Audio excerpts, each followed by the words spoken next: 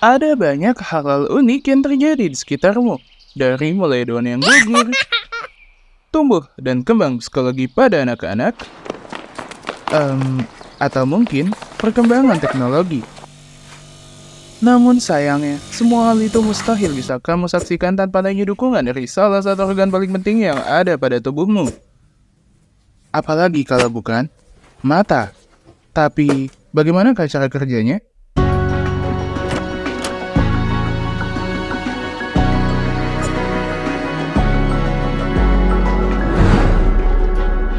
Mungkin, sebagian dari kita sudah tahu bahwa semua objek yang kita lihat adalah hasil dari pantulan cahaya yang ditangkap oleh mata.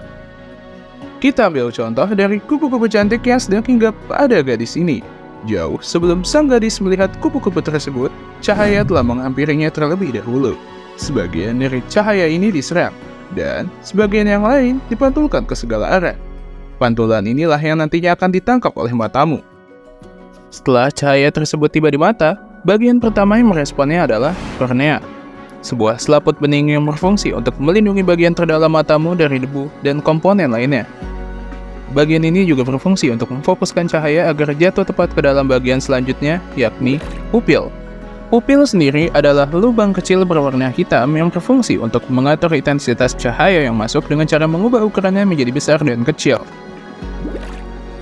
Untuk mengubah ukurannya, pupil akan dibantu oleh otot-otot kecil yang ada pada iris. Otot ini yang akan mengendor dalam kondisi pencahayaan tinggi dan akan mengencang pada pencahayaan yang minim. Fakta uniknya, warna iris pada masing-masing orang akan berbeda-beda tergantung dari mana kamu berasal dan jumlah melanin yang kamu miliki.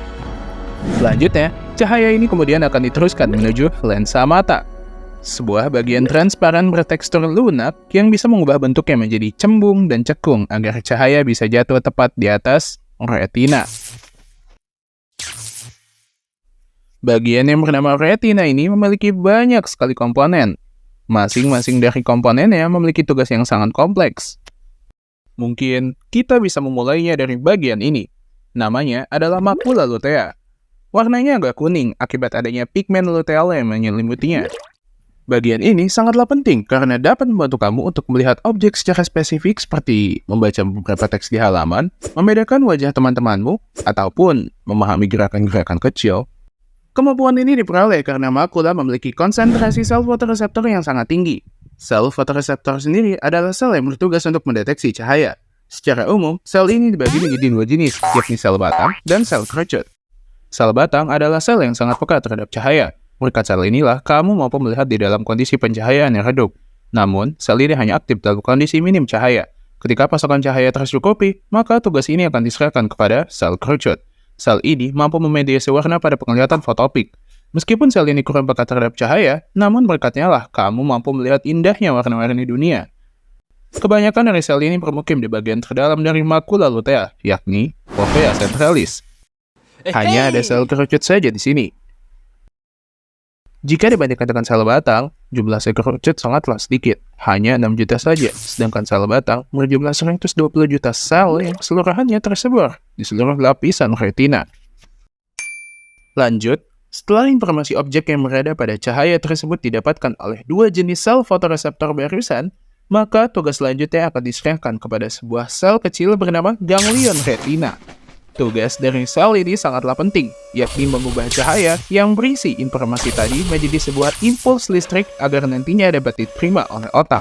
Melalui sebuah kabel panjang bernama saraf optik yang berfungsi sebagai jalur penghubung antara mata dan otak, impuls listrik ini kemudian akan diberangkatkan. Diberitahukan kepada sel ganglion agar segera menyiapkan impuls listrik karena kereta dengan tujuan talamus akan segera diberangkatkan. Sekali lagi, diberitahukan kepada sel ganglion agar segera menyiapkan impuls listrik karena kereta dengan tujuan talamus akan segera diberangkatkan. Terima kasih.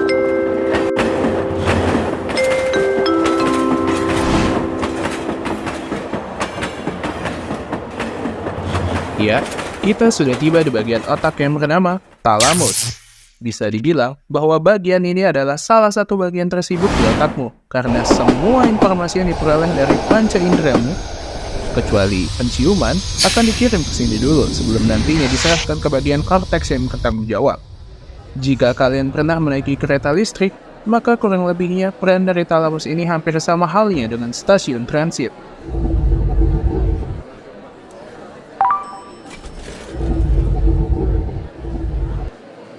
Seperti yang sudah kukatakan sebelumnya, bahwa talamus adalah pusat pemberhentian sementara bagi seluruh informasi yang ditangkap oleh panca inderamu. Sekali lagi, selain penciuman, sebelum akhirnya dikirim ke bagian korteks yang bertanggung jawab. Nah, bagian yang bertanggung jawab untuk mengatur pengiriman ini bernama nukleus. Hingga saat ini, ilmuwan mempelajari bahwa ada sekitar 50 jenis nukleus yang berada di dalam talamus. Dan yang bertanggung jawab dalam fungsi penglihatan adalah nukleus genukleatum lateral. Tugas dari bagian ini sebenarnya sangatlah kompleks, dan salah satunya adalah memeriksa sekaligus mengendalikan seberapa banyak impuls listrik yang boleh masuk ke korteks nantinya. Jika dianalogikan di dalam kehidupan bermasyarakat, maka tugas dari nukleus genukleatum lateral ini hampir sama halnya dengan petugas bea cukai. Setelah melalui proses checking, impuls listrik yang berisi informasi visual ini akan didistribusikan melalui sebuah jalur akson yang bernama fiber geniculokalkarin atau yang biasa dikenal dengan sebutan radiasi optik. Diberitahukan kepada staf nukleus genukleatum lateral agar segera menyiapkan impuls listrik karena kereta dengan tujuan korteks visual akan segera diberangkatkan. Terima kasih.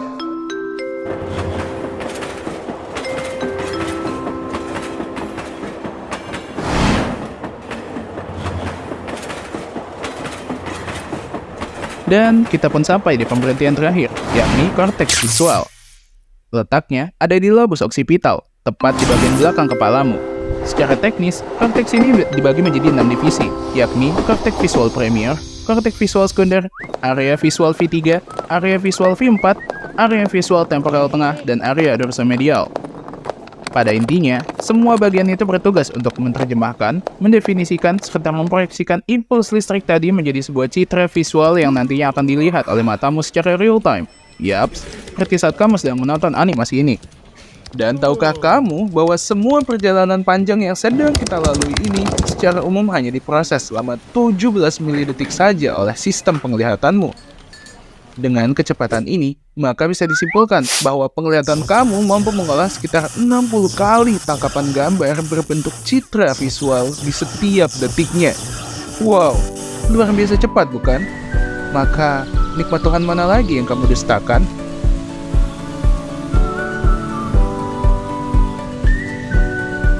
Hai. Aku lihat kamu dari tadi seru banget main drone-nya. Kakak mau coba? Boleh deh. Kalau mau